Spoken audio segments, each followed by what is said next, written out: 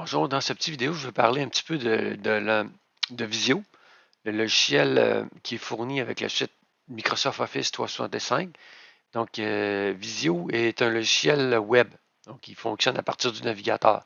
Pour le lancer, tout simplement utiliser, premièrement, il faut être connecté à votre compte de l'organisation, donc votre compte Microsoft. Donc, si vous allez dans les applications, vous avez une pléiade d'applications. Donc, si Visio n'est pas là, vous pouvez toujours aller dans Microsoft 365 pour pouvoir avoir accès à toutes les applications. Donc, si vous allez dans Office 365, donc voyez-vous, j'ai des diagrammes visio qui sont là, mais je n'ai pas l'icône visio qui est ici. Là. Je vais tout simplement le rajouter avec les applications. Je clique ici, dans les applications. Puis là, j'ai toutes les applications. Si je vais dans productivité par rubrique, là, donc vous avez les différentes rubriques qui sont là, Visio apparaît ici. Donc, si je clique sur Visio, donc là, j'ai le lancement de Visio avec les différents types de diagrammes qu'on peut utiliser. Donc, je veux vous amener tout de suite dans les modèles de diagrammes. Donc, quand on clique dans les modèles, on a vraiment une pléiade de modèles. Donc, moi, je vous encourage très fortement à utiliser ces modèles-là comme base pour dessiner. Donc, pourquoi utiliser les modèles? Parce qu'ils sont tout simplement cohérents. Donc, la cohérence visuelle est déjà intégrée dans le diagramme. Les polices, les formes, les couleurs qui sont choisies. Donc, il y a déjà des agencements qui ont été choisis. Pourquoi ne pas utiliser les modèles plutôt que de partir d'une feuille blanche? Hein? Donc, si vous voulez justement créer des diagrammes professionnels, utilisez tout simplement des modèles. À partir de là, vous pourrez ajouter des éléments. Je vous donne un exemple de cohérence et d'incohérence visuelle. Je vais prendre simplement un diagramme ici, là, un diagramme de processus, billet de théâtre. On va faire créer. Donc, je ne vous parle pas du logiciel Visio comme tel, mais plutôt des principes derrière la cohérence visuelle. Donc, il m'a dessiné un beau petit diagramme déjà avec un modèle. Voyez-vous, les polices sont déjà sélectionnées. Donc, là, la cohérence visuelle, c'est tout simplement les choses qui nous agacent. Je vous donne un exemple. Juste par exemple, là, dans l'exemple qui est ici, voyez-vous cette boîte-là, comment ça se fait qu'elle est plus petite que les autres? Voyez-vous? Donc, en partant, il y a une incohérence visuelle qui est étrange. Ça agace un petit peu. Si par exemple, je mettrais une police qui n'a aucun sens, si mettons, je mettrais une police, je ne sais pas moi, Arial Black, très grosse, là. Ça n'a pas de sens. Donc, c'est même pas, même si c'est plus que incohérent, c'est vraiment même pas visuel. On n'est pas capable de voir certaines parties du texte. Donc, des trucs tout simplement pour garder une cohérence. Sélectionnez la forme, utilisez le petit copier la mise en forme. Vous cliquez ça, puis là, vous recopiez la mise en forme. Vous vous assurez que la police est exactement la même. Pour les tailles des blocs, par exemple, donc là, ça, c'est un problème que vous pouvez rencontrer. Voyez-vous, le bloc-là, il est différent de celui-là. Si je sélectionne l'objet, puis je le grandis, voyez-vous, il vient de m'apparaître des petites flèches pour me dire, ah, la taille est similaire à l'autre. Si je change la largeur,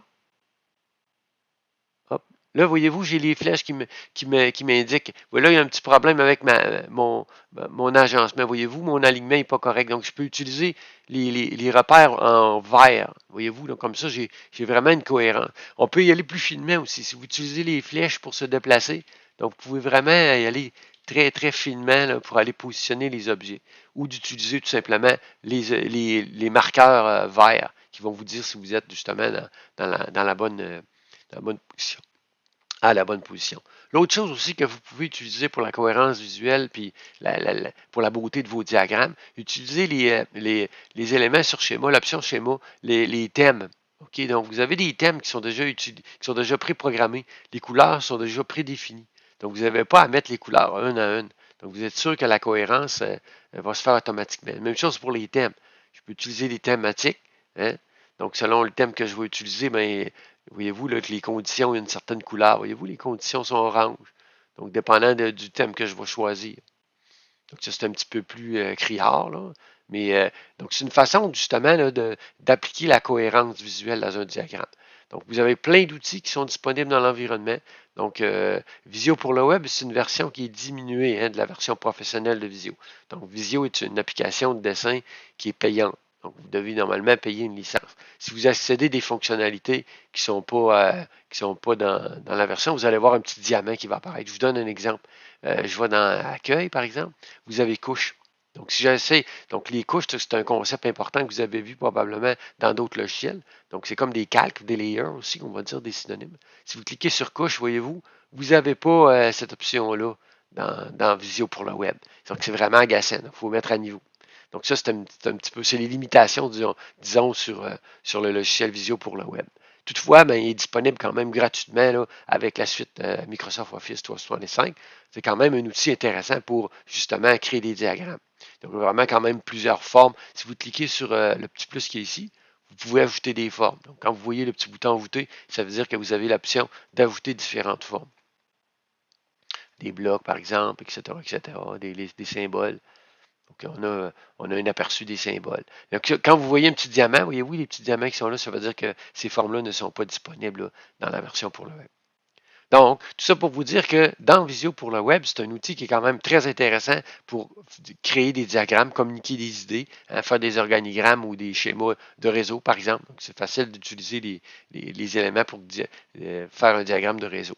Donc, vous avez des fonctions de base. Là, je ne fais pas le tour de toutes les fonctions, la barre d'outils, la barre de menu, etc. Donc, c'est sensiblement la même chose qu'avec les applications de Microsoft. C'est très intuitif. Donc, vous allez arriver facilement à créer des diagrammes avec cet outil-là. Donc, également, comme pour la majorité des logiciels infonuagiques, donc c'est possible de partager le dessin.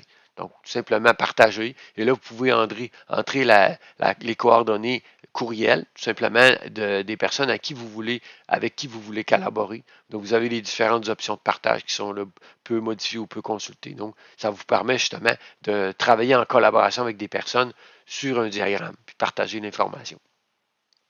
Donc voilà, ça fait le tour un petit peu là, des choses que je voulais vous dire concernant la cohérence. Donc d'utiliser tout simplement les outils qui sont disponibles, les thèmes et les différents euh, couleurs qui sont préprogrammés, là, donc les agencements. Donc vous n'avez pas besoin de faire les formes une à une. Là, donc vous risquez en faisant ça de créer de l'incohérence dans le diagramme. Puis concernant les tailles, les proportions, bien, vous avez toujours aussi les petits outils là, qui vont vous permettre justement de mesurer les tailles entre les différents objets. Donc, ça va vous permettre d'avoir de la cohérence au niveau des dimensions. Voilà, ça fait le tour un petit peu. Donc, amusez-vous avec le logiciel Visio pour le web.